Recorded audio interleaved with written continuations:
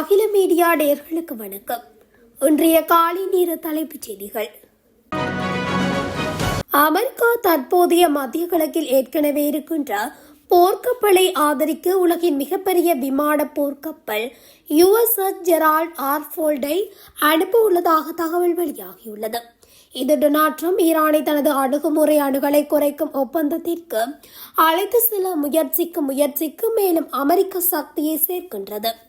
ஈரானில் பொருளாதார நெருக்கடி, விலைவாசி உயர்வால் அரசு மற்றும் உச்ச தலைவர் அயதுல்லா அலி ஹமேனிக்கு எதிராக போராட்டங்கள் நடந்தது.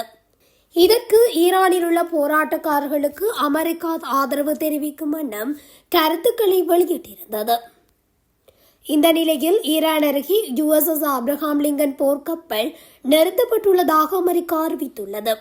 இதனிடையே அணுசக்தி ஒப்பந்தத்தில் ஈரான் கையெழுத்திட வேண்டும் என்றும் அமெரிக்க அதிபர் ஈரானை வலியுறுத்தி வருகின்றமை குறிப்பிடத்தக்கது. இது தொடர்பாக இரு நாடுகளுக்கும் இடையே பேச்சுவார்த்தை நடந்து வருகிறது. இதில் உடன்பாடு எட்டப்படவில்லை என்பதும் குறிப்பிடத்தக்கது. பிரித்தானியாவின் பெரும் பகுதிகளுக்கு பனிப்பொழிவு மற்றும் உறைபனி குறித்த எச்சரிக்கையை மெட் அலுவலகம் வெளியிட்டுள்ளது. பிரித்தானியாவின் பெரும்பாலான பகுதிகளுக்கு பனிப்பொழிவு மற்றும் உறைபனி குறித்த எச்சரிக்கை விடுக்கப்பட்டுள்ளது. பொதுமக்கள் மற்றும் வாகன ஓட்டிகள் அவதானத்துடன் இருக்குமாறும் கேட்டுக் கொள்ளப்பட்டுள்ளது. வெள்ளிக்கிழமை முதல் ஞாயிற்றுக்கிழமை வரை மாலை 4 மணி முதல் இரவு 8 மணி வரை வேல்ஸ் மற்றும் பிரித்தானியாவின் பல பகுதிகளில் இந்த உறைபனி எச்சரிக்கை நடைமுறையில் இருக்கு. சனிக்கிழமை மட்டும் வடக்கு இங்கிலாந்து மற்றும் ஸ்காட்லாந்து பகுதிகளில் இரவு 9 மணி முதல் கடும் பனிப்பொழிவு எச்சரிக்கை விடுக்கப்பட்டுள்ளது. கடுமையான குளிரை கருத்தில் கொண்டு முதியவர்கள், நீண்ட நாள் உடல்நல குறைபாடு கொண்டுள்ள மக்கள் கூடுதல் கவனத்துடன் இருக்குமாறும் கேட்டுக் கொள்ளப்பட்டுள்ளது. கரீபியன் பிராந்தியத்தில் அமெரிக்க கடற்படைக்கு சொந்தமான 2 கப்பல்கள் மோதிக்கொண்ட சம்பவம் அரங்கேறியுள்ளது.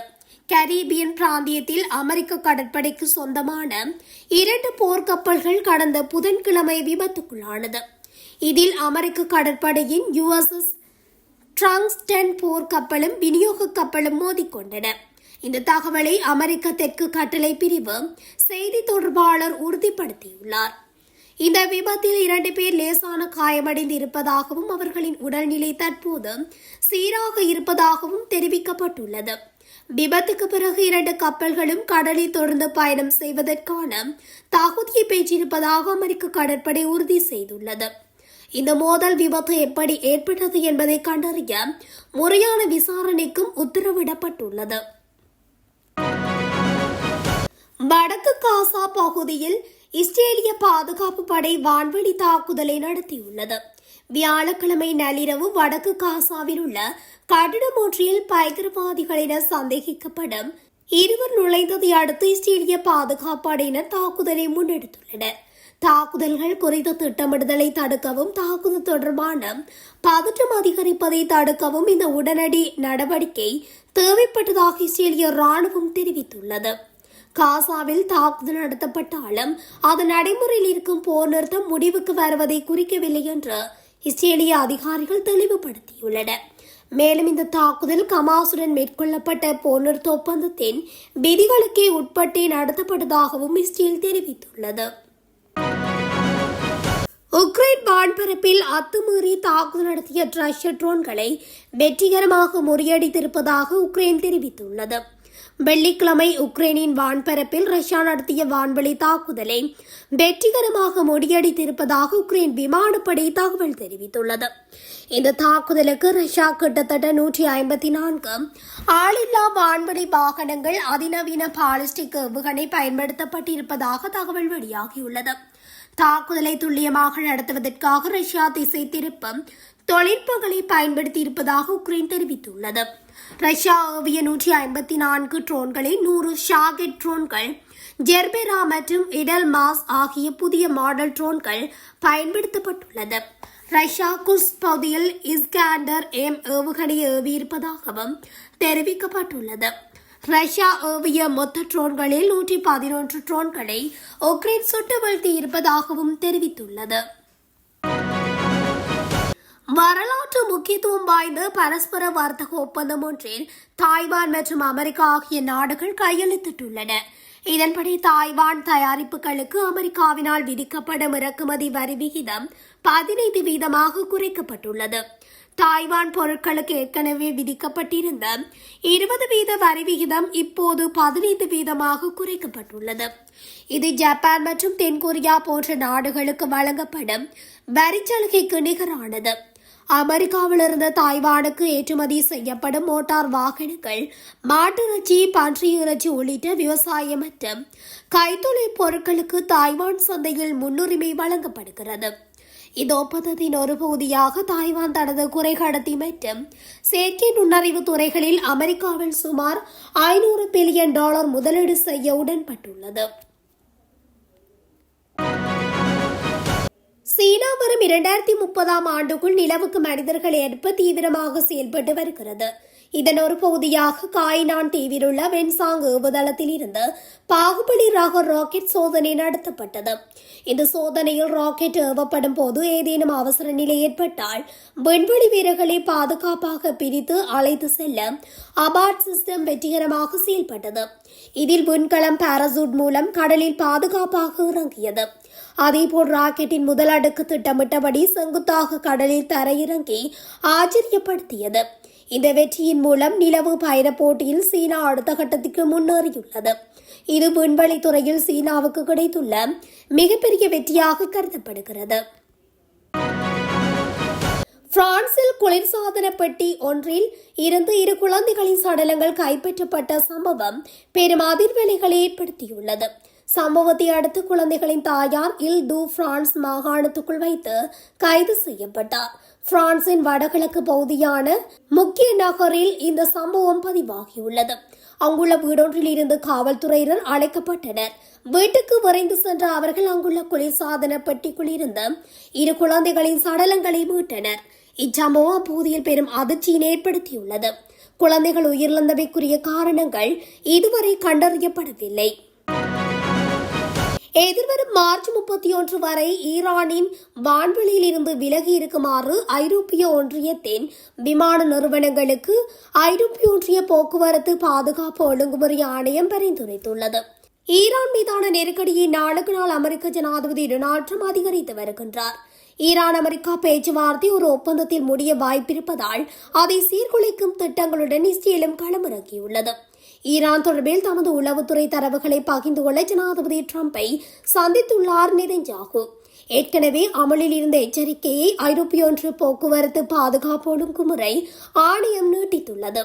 அத்துடன் பல்வேறு வகையான ஆயுதங்கள், வான் பாதுகாப்பு அமைப்புகளின் இருப்பு, சாத்தியமான பயன்பாடு, நாடுகளின் கணிக்க முடியாத பதிலடிகளால் அனைத்து உயரங்களிலும் விமான நிலைகளிலும் இயக்கப்படும் சிவில் விமானங்களுக்கு அதிக ஆபத்தை உருவாக்குகிறது. ஐரோப்பிய ஒன்றிய போக்குவரத்து பாதுகாப்பு ஒழுங்குமுறை ஆணையம் அறிக்கை ஒன்றில் குறிப்பிட்டுள்ளது. இதனிடையே இந்த ஒரு தாக்குதலுக்கும் கடுமையான பதிலடி கொடுக்கப்படும் என்று ஈரான் சூளுரைத்துள்ளது. மேலும் அண்டை நாடுகள் தாக்குதலில் ஈடுபட்டால் அவர்களும் தங்கள் கோபத்திற்கு இலக்காக நேரிடும் என்று ஈரான் எச்சரித்துள்ளது. சோதனைக்காக நிறுத்த உத்தரவிடப்பட்ட போது தப்பி செல்ல முயன்ற சீன மீன்பிடி கப்பலை கைப்பற்றியதாக ஜப்பானிய அதிகாரிகள் தெரிவித்துள்ளனர். இந்த நடவடிக்கை பெய்ஜிங்குடனான டோக்கியோவின் பதற்றங்களை மேலும் உயர்த்தியுள்ளது. ஜப்பானின் தென்மேற்கில் உள்ள நாகசாகி மாகாணத்துக்கு அப்பால் உள்ள பிரத்யேக பொருளாதார மண்டலத்தில் படகு தடுத்து நிறுத்தப்பட்டு அதன் கேப்டன் வியாழக்கிழமை கைது செய்யப்பட்டதாக ஜப்பானின் மீன்வள நிறுவனம் தெரிவித்துள்ளது. 2022 ஆண்டுக்கு பின்னர் சீன மீன்பிடி படகை அந்த நிறுவனம் கைப்பற்றுவது இதுவே முதல் முறை. கைப்பற்றலின் போது 47 வயதான சீன நாட்டவரான கேப்டன் உட்பட கப்பலில் 11 பேர் இருந்ததாகவும் மீன்வளத்துறை நிறுவனம் தெரிவித்துள்ளது. துல்கரே மற்றும் அதை சுற்றியுள்ள பகுதிகளிலும் ஆக்கிரமிக்கப்பட்ட மேற்கு கரையின் பிற பகுதிகளிலும் குடியேற்ற கும்பல்கள் மற்றும் பாசிச ஆக்கிரமிப்பு ராணுவத்தால் நடத்தப்பட்ட காட்டுமிராண்டித்தனமான தாக்குதல் என்று ஹமாஸ் கண்டித்துள்ளது. நாம் முன்னர் தெரிவித்தது போல மேற்கு கரை முழுவதும் குடியேறிகள் நடத்திய தாக்குதல்களில் குறைந்தது 54 பாலஸ்தீனியர்கள் காயமடைந்துள்ளனர். போர்க்குற்றவாளி நெதன்யாகுவின் அரசாங்கம் ஆக்கிரமிப்பு மேற்கு கரையின் நகரங்கள், கிராமங்கள் மற்றும் முகாம்களில் அழிவு ஏற்படுத்த ஆக்கிரமிப்பு ராணுவத்தால் பாதுகாக்கப்பட்ட அதிக ஆயுதமேந்திய குடியேறிகளுக்கு சுதந்திரமான கட்டுப்பாட்டை வழங்குவதன் மூலம் நமது பாலஸ்தீன மக்களுக்கு எதிராக இன அழிப்பு கொள்கையை முறையாக செயல்படுத்துகிறது என்று அறிக்கையில் தெரிவித்துள்ளது ஹமாஸ். சர்வதேச அமைப்புகள் செயல்பட வேண்டும் என்று ஹமாஸ் வலியுறுத்தியதுடன் ஆக்கிரமிக்கப்பட்ட மேற்கு கரையில் உள்ள பாலஸ்தீனியர்களை இந்த ஆபத்தான கொள்கைகளை எதிர்கொள்வதில் ஒன்றுபடவும் அனைத்து வகையான போராட்டங்களையும் எதிர்ப்பையும் செயல்படுத்தவும் அழைப்பு விடுத்துள்ளது. வாஷிங்டன் ஒரு பரந்த உடன்பாட்டை தொடர்ந்து அழுத்தம் கொடுத்து வரும் நிலையில் ஈரான் உடனான அணுசக்தி பேச்சுவார்த்தைகளை அதன் பாலிஸ்டிக் ஏவுகணை திட்டம் மற்றும் பிராந்திய நடவடிக்கைகளை உள்ளடக்கியதாக விரிவுபடுத்துவது மற்றொரு போரை தூண்டும் என்று துருக்கியின் வெளியுறவு அமைச்சர் எச்சரித்துள்ளார். அமெரிக்கா அனைத்து பிரச்சினைகளையும் ஒரே நேரத்தில் தீர்க்க வலியுறுத்தினால் ஈரானின் ஏவுகணை ஆயுத கிடங்கையும் போராளி குழுக்களுக்கான ஆதரவையும் குறிப்பிட்டு ஹக்கன் ஃபைடன் தெரிவித்துள்ளார். அணுவாயுத கோப்பு கூட முன்னேறாது என்று நான் அஞ்சுகின்றேன். இதன் விளைவாக பிராந்தியத்தில் மற்றொரு போர் ஏற்படலாம் என்றும் அவர் தெரிவித்துள்ளார். அமெரிக்கா ஈரான் பேச்சுவார்த்தை தோல்வியடைந்தால் இஸ்ரேல் கடுமையாக பாதிக்கும் என்ற அச்சத்தில் உள்ளதாக தெரிவிக்கப்படுகிறது.